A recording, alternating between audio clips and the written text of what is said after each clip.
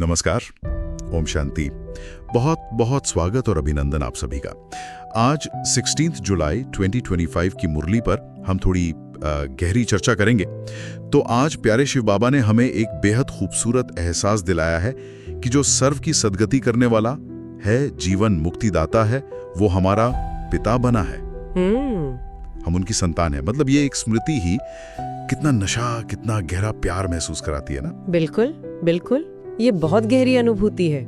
और बाबा ने ओम शांति के गहरे अर्थ को भी खोला है। आज मैं आत्मा शांत स्वरूप हूँ और मेरा असली घर वो शांति धाम है। हाँ, और ये स्पष्टता, जैसे आपने कहा, भक्ति मार्ग में कहाँ मिलती है। वहाँ तो बस पुरुषार्थ चलता रहता है, मंजिल का साफ पता नहीं होता। सही बात है। तो आज हम बाबा की शिक्षाओं में छिपे उन मोतियों को ढूंढेंगे जो हमारे जीवन में सच्ची शांति और एक उद्देश्य ला सकें। और इस यात्रा में देखिए, सबसे महत्वपूर्ण शायद ये जानना है कि हमें सिखा कौन रहा है। बाबा खुद कहते हैं कि जब तक पढ़ाने वाले की यथार्थ पहचान और निश्चय बुद्धि में नहीं बैठता, तब तक वो निरंतर याद, वो स्नेह कैसे टिकेगा। हाँ, मतलब बिना पहचान के याद कैसे करें। बिल्कुल, ये यथार्थ पहचान ही तो विकर्मों को भस्म करने वाली याद की नींव है।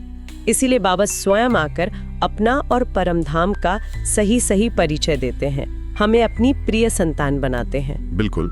और बाबा ये नई दुनिया, जिसे स्वर्ग या सुखधाम कहते हैं, और ये जो पुरानी दुनिया है, नर्क या दुखधाम, इसका फर्क भी बहुत साफ साफ बताते हैं। हाँ। और दिलचस्प बात है कि शांति तो सब चाहते हैं, सब ढूंढ रहे हैं, पर शांति के घर, शांति धाम जाने का रास्ता, वो रास्ता तो सिर्फ बाप ही बताते हैं। हाँ, और वो भी तब जब वे इस धरा पर भारत में आते हैं। जी, इसीलिए शिव जयंती भी भारत में ही मनाई जाती है। ये इसी बात का प्रतीक है कि निराकार बाप साकार तन का आधार लेकर यहीं आते हैं। और इस रास्ते को समझने के लिए ये जानना भी तो जरूरी है कि हम इस यात्रा में हैं कहाँ पर। हाँ। तो बाबा सृष्टि चक्र और ये जो वैरायटी धर्मों का झाड़ है, हाँ। उसका भी रहस्य समझाते हैं। हाँ, वो झाड़ का चित्र। हाँ, वही बताते हैं कि कैसे मूल जो आदि सनातन देवी देवता धर्म था, सबसे ऊंच, वो समय के साथ धीरे धीरे अपनी पवित्रता खो बैठा, मतलब भ्रष्ट हो गया। और ये जानना कि कभी स्वर्ग रहा भारत आज इस हाल में क्यों है, ये भी ड्रामा की ही समझ है। सही कहा, ये भी ड्रामा का पार्ट है। पर सबसे बड़ी खुशखबरी क्या है? क्या है?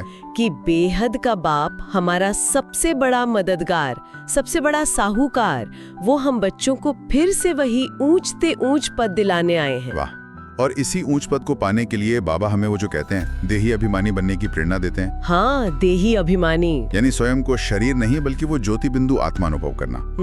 और इस अभ्यास से होता क्या है, हम धीरे धीरे इस पुरानी दुनिया और इस पुराने शरीर के प्रभाव से जैसे मुक्त होते जाते हैं। सही। और फिर एक प्यारे बाप की याद में टिक पाते हैं। बिल्कुल, क्योंकि महिमा तो सिर्फ उस एक निराकार शिव बाबा की ही है। हाँ। और उनसे स्नेह भरा योग लगाने से ही हम पावन बन सकते हैं, और कोई रास्ता नहीं। नहीं तो फिर सजाएं खाकर हिसाब किताब चुकतू करना पड़ेगा, बाबा साफ बताते हैं। और इसी योग से जुड़ा एक और बहुत महत्वपूर्ण स्पष्टीकरण बाबा देते हैं। वो जो भ्रामक विचार था ना, हम सो परमात्मा, सो हम आत्मा। हाँ, वो तो बहुत बड़ी भूल थी। बाबा ने हमें उससे मुक्त किया। बिल्कुल, बाबा ने यथार्थ ज्ञान दिया कि हम आत्माएं परमात्मा की संतान हैं, परमात्मा नहीं। जी। अब इस संगम समय पर हम सो ब्राह्मण हैं, और तीव्र पुरुषार्थ से हम ही सो देवता बनेंगे। हाँ, फिर क्षत्रिय, वैश्य, ये पूरा 84 जन्मों का हमारा अपना ही चक्र है। अपना ही चक्र है। बाबा हमें इस अंतिम जन्म के, मतलब शूद्र कुल के पतित संस्कारों से निकालकर अपने ऊंच ब्राह्मण कुल में गोद लेते हैं, अडॉप्ट करते। सोचिए, ये कितना बड़ा सौभाग्य है। ये सचमुच बहुत बड़ा सौभाग्य है। और इस नए जीवन के लिए बाबा बेहद का वैराग्य भी सिखाते हैं। ये पुरानी दुनिया, इसके आकर्षण, रिश्ते नाते, सब। बाबा तो कहते हैं ये सब कागविष्ठा समान है। हाँ, कौवे की बीट की तरह, मतलब सारहीन। बिल्कुल। दृष्टि कहाँ जानी चाहिए? अपने सच्चे घर शांति धाम और आने वाले सुख धाम पर। हाँ, वो देलवाड़ा मंदिर का उदाहरण कितना सटीक है। हाँ, वो तो है ही। नीचे तपस्या और ऊपर स्वर्ग। बिल्कुल। ये हमारे इसी संगम युगी पुरुषार्थ, मतलब इस विशेष समय पर जो हम आत्मिक मेहनत कर रहे हैं, और उसका जो स्वर्णिम परिणाम है, स्वर्ग, उसी का यादगार है। एकदम सही। और ये समझना बहुत जरूरी है कि ये रूहानी नॉलेज जिससे सद्गति होती है, ये सिर्फ और सिर्फ बाप ही दे सकते हैं। हाँ, ये कोई प्रेरणा से नहीं होता। नहीं, प्रेरणा से नहीं। बाबा स्वयं शिक्षक बनकर सामने आकर पढ़ाते हैं। इसीलिए जिनके मन में निश्चय की कमी है, वो इस पढ़ाई पर ध्यान नहीं दे पाते, याद में टिक नहीं पाते। हाँ, याद में टिक नहीं पाते। और याद की यात्रा के बिना पवित्रता असंभव है, और पवित्रता नहीं तो श्रेष्ठ पद भी नहीं मिल सकता, पद भ्रष्ट हो जाता है। इसीलिए बाबा कहते हैं कि ये रुद्र ज्ञान यज्ञ है, जिसमें इस पुरानी दुनिया के व्यर्थ संस्कारों की आहुति पड़नी है, स्वाहा होना है। सही। और आज का वरदान भी इसी गहरी स्थिति से जुड़ा है। अंतर्मुक्ता के अभ्यास से नयनों की, भावना की और संकल्प की अलौकिक भाषा को समझकर सहज सफलता प्राप्त करो। वाह, मतलब अंदर टिक कर बाबा के इशारों को समझना। हाँ, और अव्यक्त इशारे भी तो इसी और ध्यान खिंचवाते हैं कि अपने संकल्पों की शक्ति को जमा करो और श्रेष्ठ सेवा के निमित्त बनो। एकाग्रता का अभ्यास बढ़ाओ। हाँ, एकाग्रता, एक बाप दूसरा न कोई। दुनिया आज इसी एकाग्रता और शांति की प्यासी है, और हम बच्चे ये शक्ति बाबा से लेकर विश्व को दे सकते हैं। बिल्कुल। तो आज की मुरली से धारणा के लिए मुख्य बातें क्या रही? पहली तो इस पुरानी देह और दुनिया से बेहद का वैराग्य रखते हुए निश्चय बुद्धि होकर अपने प्यारे घर शांति धाम और नई दुनिया सुख धाम को याद करना है। हाँ, ये वैराग्य और याद बहुत जरूरी है।